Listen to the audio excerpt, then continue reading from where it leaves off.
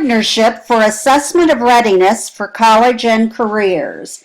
This is the Part 2 PowerPoint, which addresses accessibility features, accommodations, the rollout of the Parcc assessments, and student scores. This document was developed and produced by the Maryland State Department of Education through federal funds. The Towson University Teaching Modules Development Team was led by Debbie Gartland, Project Director. On the team also were Roberta Stroh-Snyder, Val Sharp, Michelle Pascoe, Lenore Chapman, Jessica Kirchen, Jessica Moore, Rebecca Malloy, and Darlene Fuster. One of the main principles in the design of the Parcc assessments is accessibility for all. This is outlined in the Parcc Accessibility Features and Accommodations Manual, updated in September 2015.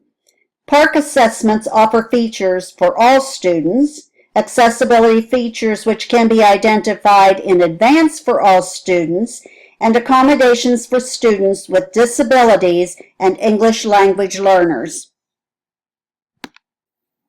Here is an example of an accessibility feature available for all students during testing.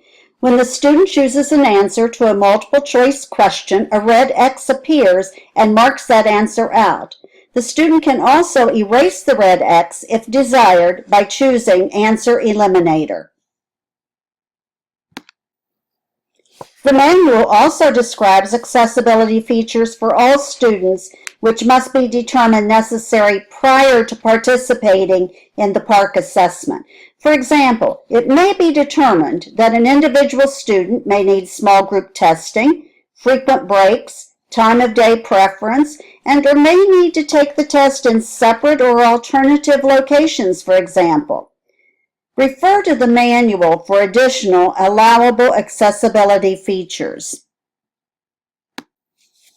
The manual describes the student registration and personal needs profile, which is used to collect information to determine whether accommodations during Parcc assessments should be afforded to an individual student. Students who have a disability may require individual accommodations as a result of an IEP or 504 plan. English learners who have a disability may require individual accommodations as a result of an IEP or 504 plan. English learners with no disability may require accommodations based on a personal needs profile, PNP.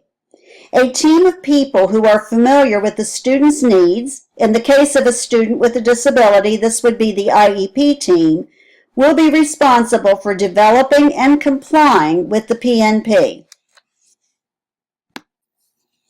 There is a 5-step decision-making process for students requiring a PNP. It includes first, expect all students to achieve academic grade level content standards. Second, learn about accessibility features and accommodations. Third, select accessibility features and accommodations for individual students. Fourth, administer accessibility features and accommodations during assessments.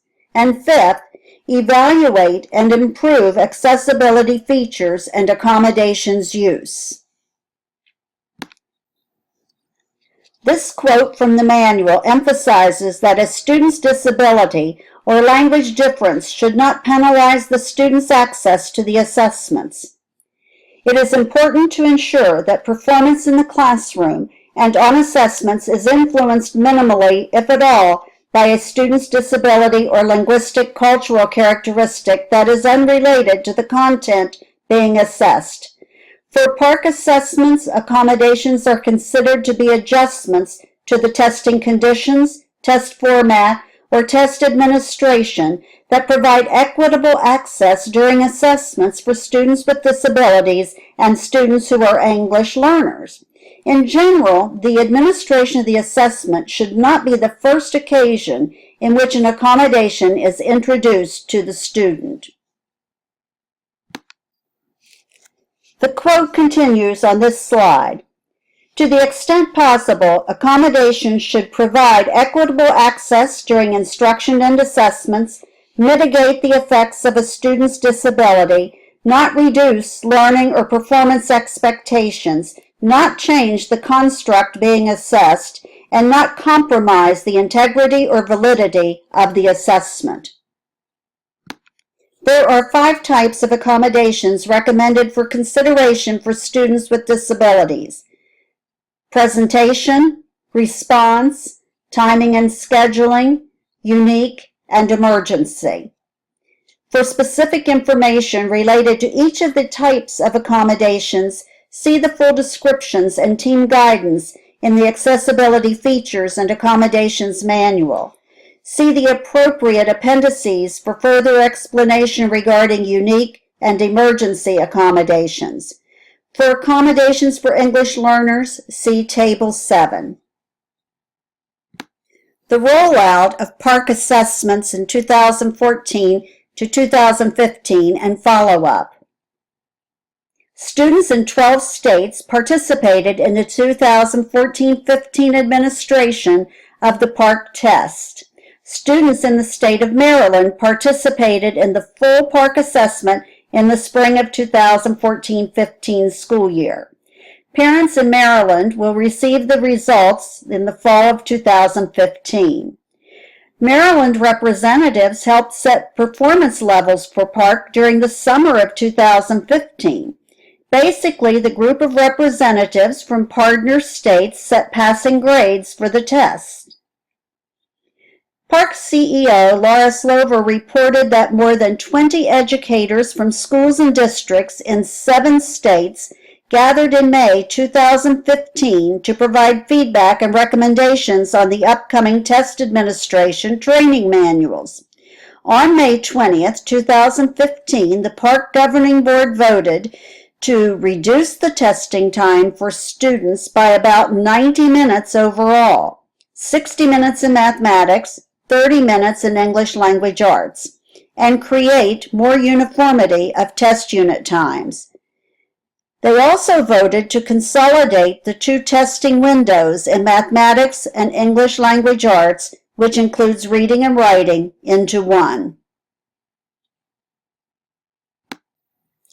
This graphic is copied from the PowerPoint Parcc Fall Preview for Teachers, presented by Dr. Phyllis Lynch, Director, Office of Instruction, Assessment and Curriculum, Rhode Island Department of Education; Audra McPhillips, Mathematics Specialist Pre-K-12 for West Warwick Public Schools, Rhode Island; and Callie Riley, Parcc's Associate Director for State Engagement, at the URL listed on the slide. Note the 90-minute reduction from the 2014-15 to 2015-16 administration.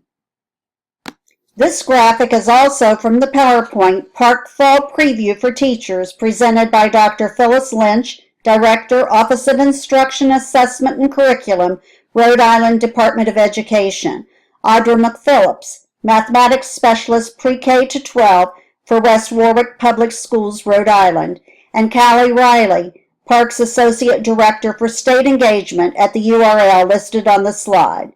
Note the reduction in test units from the 2014 to 2015 to the 2015-2016 administration. Educators met during summer 2015 to set cut scores for the Parcc assessments. These educators reviewed student results from the 2014 to 2015 administration.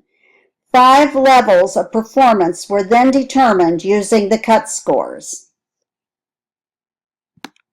This graphic is also from the PowerPoint Parcc Fall Preview for Teachers, presented by Dr. Phyllis Lynch, Director, Office of Instruction, Assessment and Curriculum, Rhode Island Department of Education; Audra McPhillips, Mathematics Specialist Pre-K-12 for West Warwick Public Schools, Rhode Island; and Callie Riley, Parcc's Associate Director for State Engagement, at the URL listed on the slide. It serves as a visual to depict the progression from administration to score availability. Scores are converted to performance levels so that parents can determine how their child is performing in terms of becoming college and career ready. Level 1 indicates the student is not yet meeting expectations. Level 2 indicates the student has demonstrated a partial understanding of subject matter. Level 3 indicates the student has demonstrated an adequate understanding of subject matter. Level 4 indicates the student has demonstrated readiness for the next grade level. In high school, a Level 4 indicates the student is on track for college and careers. Level 5 indicates the student has demonstrated distinguished work. This is the highest score possible. Scores will be shared with parents fall 2015. This is part of a mock score report in English Language Arts Literacy for a student who is performing at a Level 3. Here are some of the many references and resources available on Parcc.